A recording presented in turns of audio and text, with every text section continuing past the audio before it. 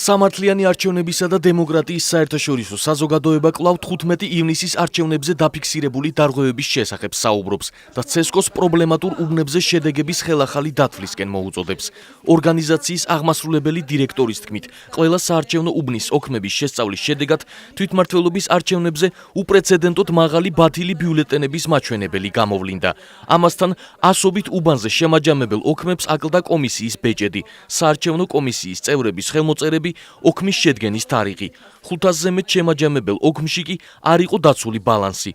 ნინო ლომჯარია ამბობს, რომ არჩევნების სანდოობისა და ლეგიტიმურობის გაზრდის მიზნით შედეგების ხელახლა დათვლის პროცესზე ყველა დაინტერესებული მხარე უნდა იყოს მიწვეული. ძალიან მაღალი იყო ბათილი ბიულეტენების რაოდენობა და მეორე თვითონ ოქმებს ახასიათებდა სერიოზული ხარვეზები, რაც გამოიხატებოდა იმაში, რომ იყო ხშირად არასწორად სათანადო რეკვიზიტების გარეშე შევსებული და დისბალანსები ოქმებში იყო საკმაოდ მრავლად. თუ საარჩევნო ადმინისტრაცია ვერ წარმოგვიდგენს უფრო მეტი დამაჯერებლობით, რატომ არის ესეთი მაღალი მაჩვენებელი ბათილი ბიულეტენებისა და ვერ დაგვარწმუნებს, რომ ეს არ იყო თქვათ ხელოვნურად გაკეთებული, ფიქრობ, რომ აი ამ ოლქებში შესაძლებელია არჩევნების შედეგების ლეგიტიმურობა კითხვის ნიშნის ქვეშ დადგეს.